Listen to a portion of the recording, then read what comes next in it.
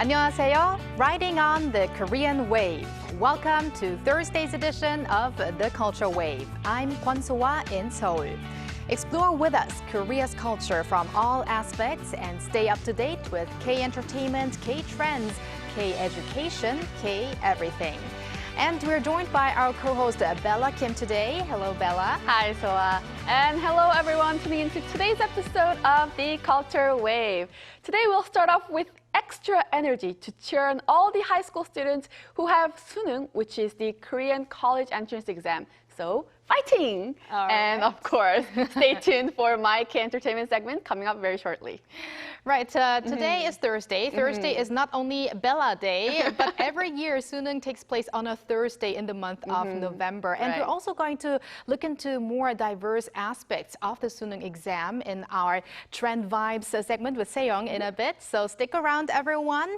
But first, here's something to look forward to next month for fans of a Korean Netflix series. So the world-famous Netflix series Squid Game is returning in the month of December for season 2 with a more extravagant set and a new game.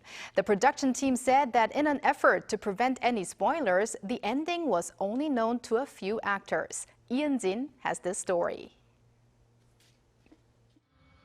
Squid Game achieved phenomenal success with its first season in 2021 and is now returning with its second season for the global audience. If season 1 focused more on the participants taking part in the Squid Game for a huge amount of money, season 2 focuses on the return of the main character, Sung Gi-hun, and his revenge journey to find the game's host. When I first looked at the scenario, it was even more exciting than season 1. How can such a scenario be written?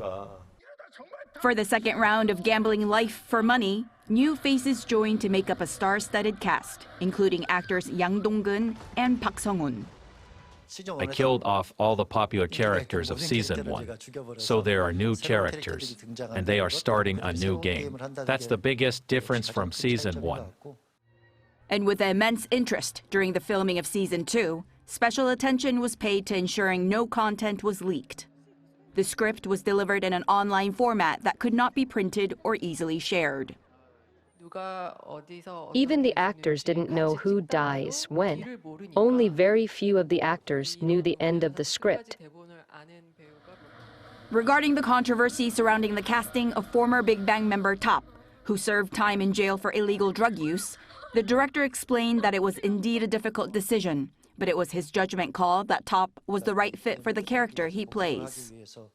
Why this character needed to be played by this actor? The only way to show it is through the final production. The much-anticipated season 2 of Squid Game will be released on December 26th, with a third season scheduled for release in 2025 to conclude the series. Jin, Arirang News. So December 26th it is. I think it'll feel like an extended holiday with the series, being released a day after Christmas. Right. So bit by bit, we're seeing new scenes of season 2 of Squid Game. And I think already the part of the set was revealed last year.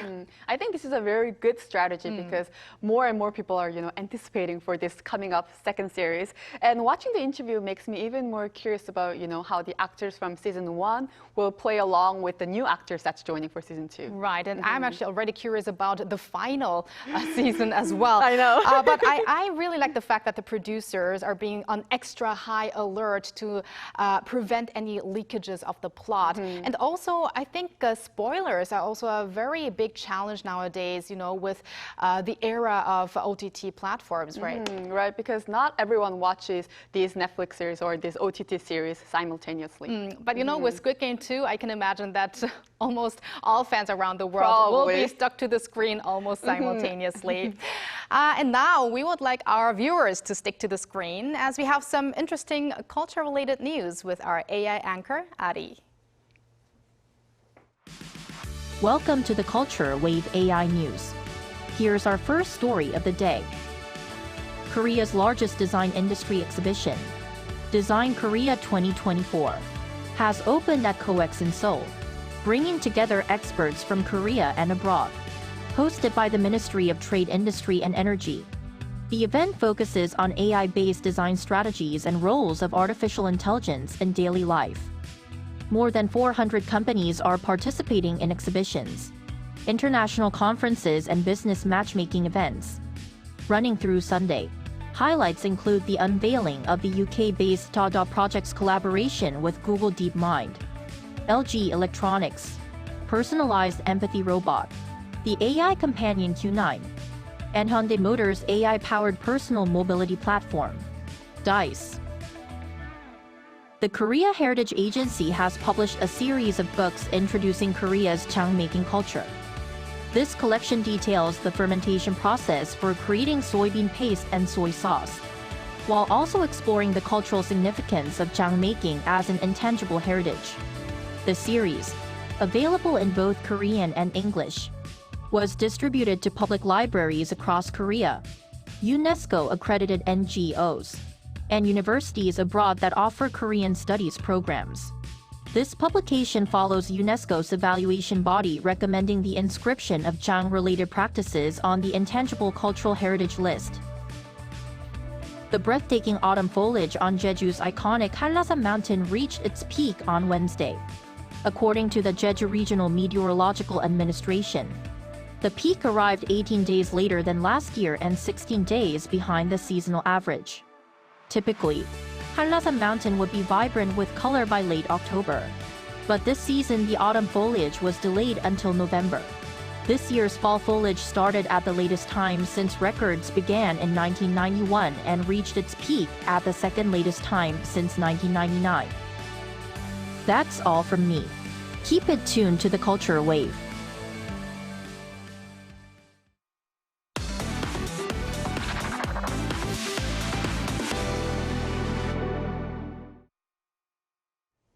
Time for some K-entertainment news with Bella Kim. Now, Bella, for our first story, we have an update regarding a conflict between NewJeans, girl group NewJeans, and music agency Ador, right? Yes, that's right. On Wednesday, NewJeans sent a legal notice to their agency Ador, warning that they would terminate their exclusive contracts if their demands were not met. The members submitted the certification of contents under their legal names, requesting Ador to address significant breaches in their contracts within 14 days of receiving this letter. So what are they requesting for? The exact details are not revealed, but here are some of the specifics that are included. First, they requested for a legal action on the issue behind HYBE's internal report about, quote-unquote, throwing away new, which means NewJeans here, and starting fresh. And they also asked for a formal apology from the manager who told another group to ignore Hani the other day, as well as the deletion of videos and photos used without their consent. And as you said, if these demands are not met within 14 days, the group is bound to terminate their contract. That's correct. Now, Bella, for starters, this conflict actually dates back to around April. So could you give us a rundown of the conflict? For sure. The conflict first began when Ador filed a correction request to HYBE related to the copyright issue with NewJeans. And then HYBE requested an investigation into Min Hee-jin over breach of trust. And in response, she held a buzz-making press conference on April 25th. As they continued with these legal matters, on August 27th, HYBE terminated Min Hee-jin as Ador CEO. And throughout this whole process, NewJeans supported Min as they held a YouTube live stream. And also, Hani attended a parliamentary hearing at the National Assembly as a witness. So we are probably going to see more developments in the next weeks. So please keep us updated on that issue. But Bella, on a different note, we have a song release, and I think this is especially good news for you. Yes, it is a good news for me as well. Do you remember it was last week, I think, actually, I mentioned how I love old K-pop? Yes, that was when Sari McIntosh was here in the studio, the singer-songwriter. So what do you have about about old pop or old K-pop? Old K-pop, yes. Well, singer Lee Moon-se, we can't go talking about old K-pop without mentioning Lee Moon-se. He pre-released 2 songs, Love Even in Goodbyes, 이별에도 사랑이 in Korean, and My Blues on Wednesday, before the official release of his 17th full-length album.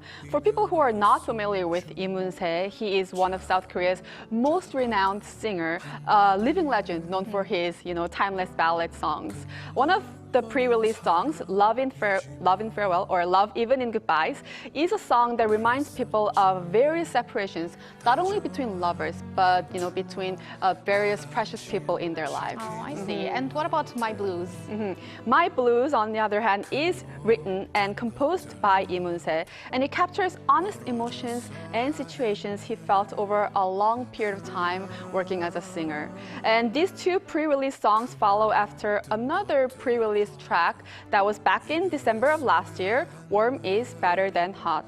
And as Lee Moon-se, gradually releases one song at a time, one track at a time, he aims to complete his 17th full-length album by the end of 2025, which is next year. Oh, so Lee Moon-se has been around for a long time, but his fans won't have to worry about a retirement because he said that he's going to sing for at least 20 more years. Exactly. So he'll stick around for the fans. Yes, and also for me because I love Lee Moon-se as well. All right. Thank you very much, Bella, for those K-Enter news. My pleasure.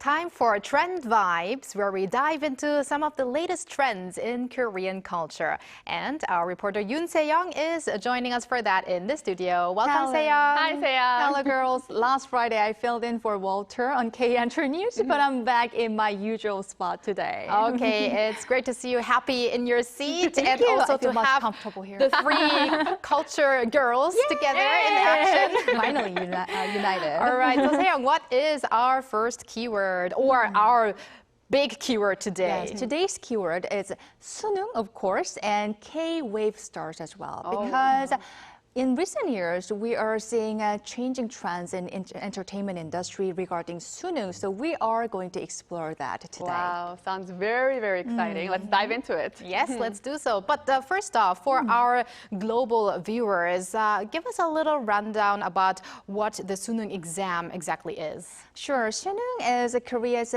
college entrance exam. It's like a Korean version of SAT, but that comparison doesn't quite capture its significance here because Suneung is more than just a college entrance exam here in Korea. It's a nationwide event held once a year with students all across the country taking this exam on the same day at the same time. And the whole exam takes a whopping 9 hours with the breaks in between. And, you know, Korea's intense focus on education is reflected in how much students and their families prepare for this one big day. And also on Suneung Day, the entire nation makes adjustments. For example, companies delay their work hours to ease traffic, and police even escort lay students to their test centers by giving them ride with their motorcycles. And you know, recently Group NCT had planned to release concert tickets the day before the Suneung exam, but upon fans' request, they had to move it to the day after Suneung exam. I think that is very considerate of them. And speaking of NCT, however, we've got a lot of K-pop stars who are in their teens because many of the idols start their training as little students, even in elementary school. So I can imagine that there are also K-pop stars attending the Suneung exam. So are we seeing any K-pop idols currently taking the exam right now? Yeah, sure. Right. First, most of the test takers are those who were born, high school seniors who were born in 2006 or early 2007. So idols, K-pop idols who were born in that year are also eligible to take exam today. But remember I mentioned the trend shift in this entertainment industry regarding Suneung in the beginning with Tech said, because more and more K-pop idols are choosing not to take Suneung exam compared to the past years. So let's take an example of this year's exam. Among those taking the Suneung exam this year are well-known idols like Eunhak from Boy Next Door, Makaya and Seungmo from Empress and One, and Ann from Enkive, and Soha, not Soha, Soha from Say My Name. On the other hand, some idols like Haerin of NewJeans, or Jang Won-young from IVE, or Eunchae from Hongeun-chae from LE SSERAFIM, Kyujin from NMIX, and Hana from 50/50 have decided not to participate in this year's exam.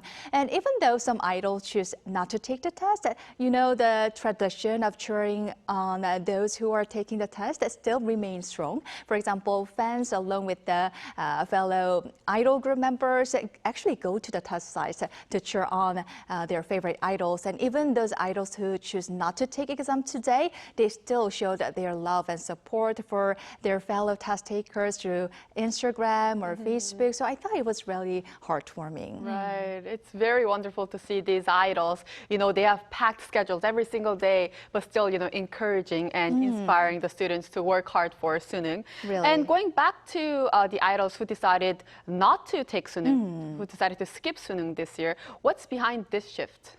Well, mostly it's because it's to focus more on their career. So in the past, some idols and actors leveraged their career to gain admission into specific programs like theaters or practical music. But Gen Z has different values these days. To be honest, balancing college with a full-time entertainment career is really challenging. And some idols spend half of the year in different countries. So attending the classes in person is actually almost challenging, impossible, almost impossible. So in that context, going to college for the degree itself seems unnecessary, especially when they have defined career path. I think this is a really refreshing shift. But I'm really interested about these idols actually. Have they spoken about the reason in public, maybe in interviews, or that would be very interesting to hear themselves speak about this issue? Sure. star, we do have some examples for that. Take NewJeans Haerin as an example. She decided to focus more on her music career because her schedule is already fully packed both in Korea and abroad. And IVE's Jang Won-young also made a similar comment on that, and she said she may consider attending college when she can fully commit. I think that totally makes sense. But you know, this kind of choices are becoming more familiar to us nowadays. It's more and more celebrities choose not to go to college, not to take the exam. But in the past, the story, it was a whole different story in the past. While the average college enrollment rate in OECD countries is around 40%, the South Korea's rate is closer to 70%. So we have, in this society, we are living in a society where attending college after high school is almost seen as a given. So making such a decision based on a personal beliefs was a very bold and even sensational choices back then. But things have been changed again. So a lot of K-pop idols choose not to just take the exam and go to college. But on the other hand, some idols or celebrities pursue higher education while working. Day6 Young K, he completed his degree in business from Dongguk University with excellent grades despite his busy schedule. And we also have actor Park Bo-gum. He went to Myeongji University, and he also directed the final exam, like the group project with his classmates before his graduation. So yeah, there are. I think it's a really personal choice. If you can commit, you can make a commitment and pursue your purpose. Yeah, it's definitely your choice. I think some of these stars that you just mentioned, like Park Bo-gum, they are living like a 가생 life, which in Korea means if you really make full use of your 24 hours a day. And I mean, we also have people who work in offices, but afterwards they go to graduate school. Right. Yes, Exactly. I was actually one of that. Really? Yeah, I was working as a freelancer, you know, doing broadcasting stuff, and then went to grad school at the same time. And I know how hard it is. Like, I'm not a full-time, worker. I was a freelancer, and I was going to graduate school part-time as well. But imagining working as an idol full-time and then full-time university, college, that's another story, yes, for sure. But these celebrities just manage that. Exactly. And it's definitely a personal choice going to college, You don't have to attend college just to follow the norm. Right. And I've heard that though the male idols tend to attend more colleges than the female idols. Is that correct? Yes, that's right. And it often relates to mandatory military service here in Korea. Male idols sometimes pursue college and even graduate school to delay their enlistment.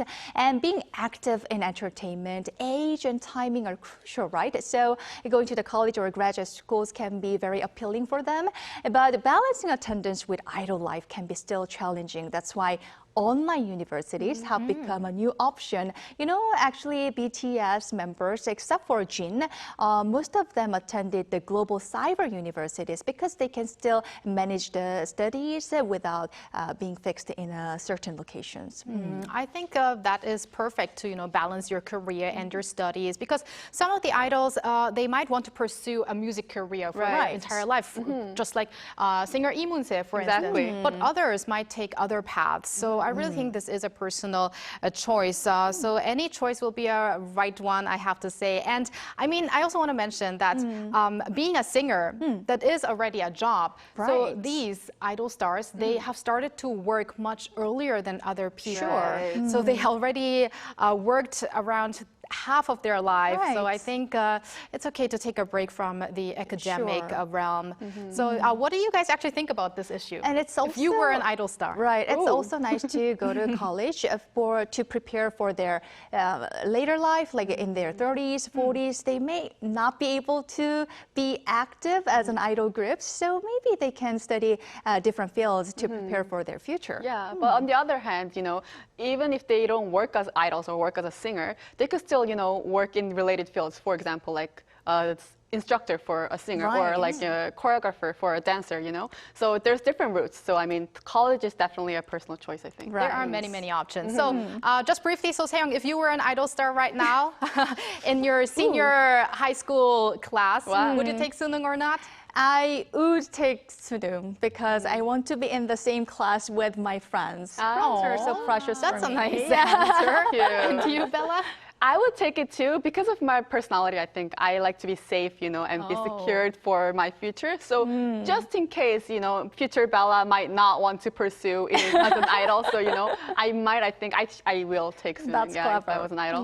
I think I might not. Oh, you would 2 go? to 1. I could take the Sunung some other year, maybe That's in the true future. too. And first, focus on my singing and dancing. Right, because this year apparently more of the graduated already high school students are taking Sunung. So Exactly. that's another so option less too. competition in the next year. I know. Maybe. You can take the exam and go to college whenever you want. Yes. All right. That was some interesting stuff we talked about. So thank you very much, Seong. Looking forward to next week. Thank you. And thank you, Bella, as always. I'll see you also next week. Next week. See you next week. All right. And thank you for spending the past half an hour with us on the Culture Wave. And hope you join us again on Friday at 2 p.m. Korea time and maybe one day here in Korea.